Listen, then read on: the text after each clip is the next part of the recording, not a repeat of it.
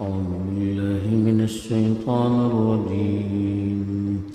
بسم الله الرحمن الرحيم. وقالوا قلوبنا غلف بل لعنهم الله بكفرهم فقليلا ما يؤمنون. الحمد لله والصلاة والسلام على رسول الله من والاه أما بعد. سے پہلے جو آیت تلاوت کی گئی تھی اس میں بتایا گیا تھا کہ بنی اسرائیل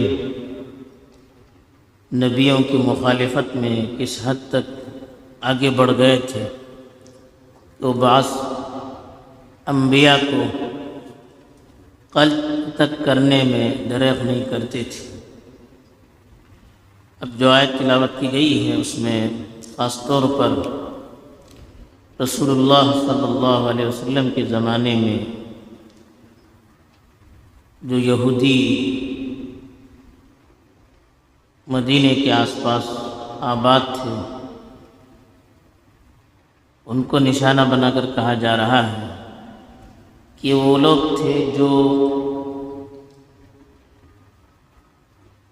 اہل کتاب کہلاتے تھے اور ان کی کتابوں میں جیسا کہ پیچھے بھی بار بار کہا جا چکا ہے کہ رسول اللہ صلی اللہ علیہ وسلم کا تذکرہ موجود تھا. ایک نبی آنے والے ہیں, ان کی اس طرح صفتیں ہوں گی, اور حضرت عیسیٰ علیہ السلام نے بھی ان کی بشارت دی ہے. یہ ساری چیزیں ان کی کتابوں میں موجود تھیں, لیکن ان کو رسول اللہ صلی اللہ علیہ وسلم کی باتیں قبول نہیں تھیں. اسے پیچھے بھی بتایا گیا کہ اشتروا الضلالة بالہدی اشتروا الحیاة الدنیا بالآخرہ. گمراہی کو ہدایت کے بدلے میں خرید لیا, آخرت کے بدلے میں دنیا کو خرید لیا. اپنے دنیاوی فائدے کے لیے آخرت کو قربان کرنے پر تیار ہو جاتے تھے. وقتی فائدے کے لیے ہمیشہ کے فائدے کو قربان کرنے کے لیے تیار ہو جاتے تھے. تو رسول اللہ صلی اللہ علیہ وسلم جب ان کو سمجھاتے تھے تو ان کی باتیں ان کو پسند نہیں آتی تھی. تو اب وہ بہانہ یہ کرتے تھے کہ وَقَالُوا قُلُوبُنَا غُلْفٌ. انہوں نے کہا کہ ہمارے دل غلاف میں ہیں, کور کیے ہوئے ہیں. غلف یہ اغلف کی جمع ہے. ایسی چیز کو کہتے ہیں جو کسی کور کے اندر چھپائی ہوتی ہے, جس کو ہم نے کاغذ میں چھپا دیا ہو, کسی کپڑے میں چھپا دیا ہو, تو ایسی چیز کو غلف کہتے ہیں. تو کہتے تھے کہ ہمارے دل تو بالکل محفوظ ہے, اس کے اندر کوئی چیز پہنچ نہیں سکتی, تو آپ کی باتیں ہمیں سمجھ میں نہیں آتی. وقالوا قلوبنا في أكنة مما تدعونا إليه وفي آذاننا وقر ومن بيننا وبينك حجاب فاعمل إننا عاملون. اوپن کہتے تھے کہ ہمارے دل تو کسی برتن کے اندر چھپے ہوئے ہیں, ہمارے کانوں پر ٹاٹ پڑے ہوئے ہیں, ہمارے اور تمہارے درمیان پردہ پڑا ہوا ہے. ہمیں تمہاری اس چیز کو یہ سمجھ میں نہیں آتی, تمہاری کوئی بات ہماری سمجھ میں نہیں آتی, اس لیے ہم آپ کی بات کو قبول کرنے پر راضی نہیں. کھلم کھلا کہتے تھے. تو یہاں پر بھی انہوں نے کہا کہ وَقَالُوا قُلُوبُنَا غُلْفٌ. انہوں نے کہا کہ ہمارے دل تو بالکل بند ہیں, کپڑے بھی چھپے ہوئے ہیں, پردے بھی چھپے ہوئے ہیں, اس لیے ہمیں تمہاری بات سمجھ میں نہیں آتی, تمہاری بات ہم پر اثر نہیں کر سکتی. حالانکہ ان کو معلوم تھا کہ وہ جو کہہ رہے ہیں وہ صحیح نہیں ہے. خود ان کا دل کہتا تھا کہ ہم جھوٹ بول رہے ہیں. تو تو اللہ تعالیٰ نے تردید کرتے ہوئے کہا بل لعنہم اللہ بکفرہم، بلکہ اللہ تعالیٰ نے ان کے کفر کی وجہ سے ان پر لعنت کر دی۔ لعنت کرنے کا مطلب اپنی رحمت سے دور کرنا۔ لعین ایسے شخص کو کہتے ہیں جو دور رہتا ہو، قریب نہ آتا ہو۔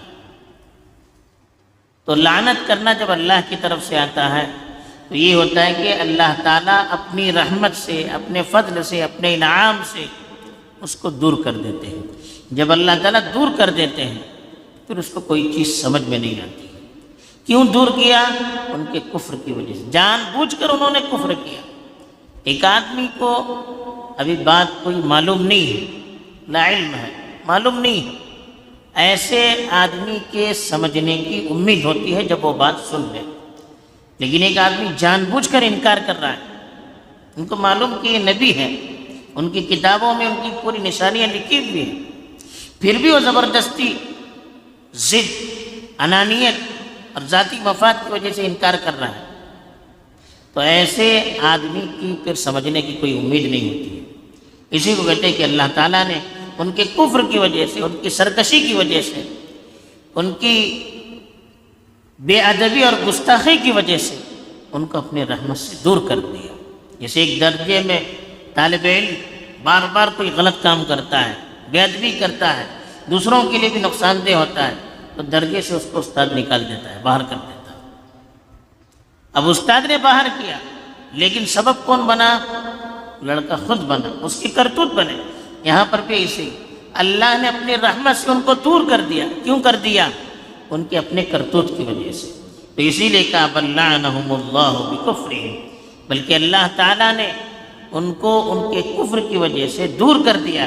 اس وجہ سے ان کی سمجھ میں نہیں آ رہا، دل ان کے محفوظ نہیں ہے، دل سب کے برابر ہے، دل کے اندر اللہ نے صلاحیت رکھی ہے، لیکن ان کے گناہوں کی وجہ سے اللہ نے ان کو دور کر دیا ہے، اس لیے ان کی سمجھ میں نہیں آ رہا ہے، اس کو وہ دوسرا رنگ دینے کی کوشش کر رہے ہیں۔ فَقَلِيلًا مَا يُؤْمِنُونَ، قلیل مانے کم، بہت ہی کم وہ ایمان لانے والے ہیں، یعنی ان کی تعداد مشرکوں کے مقابلے میں بہت کم۔ مشرک بہت سارے ایمان لائے، لیکن یہودیوں میں بڑی کم تعداد ایمان لے آئے۔ یا دوسرا مطلب بعض علماء نے یہ لیا ہے کہ کتاب کی بہت کم باتوں پر وہ ایمان لاتے ہیں، یعنی انہی کی کتاب میں بہت ساری باتیں لکھی ہوئی ہیں، لیکن ساری باتوں پر ایمان نہیں لاتے ہیں، اپنی کتاب کی بھی کچھ باتوں پر ایمان لاتے ہیں۔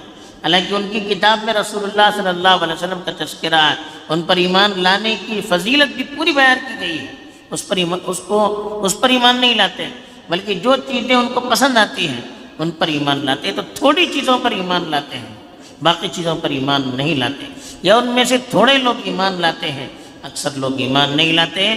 وجہ اس کی یہ ہے کہ اللہ تعالیٰ کے رحمت سے اپنی نافرمانی اور اپنی ہٹ درمی کی وجہ سے دور ہو چکے ہیں۔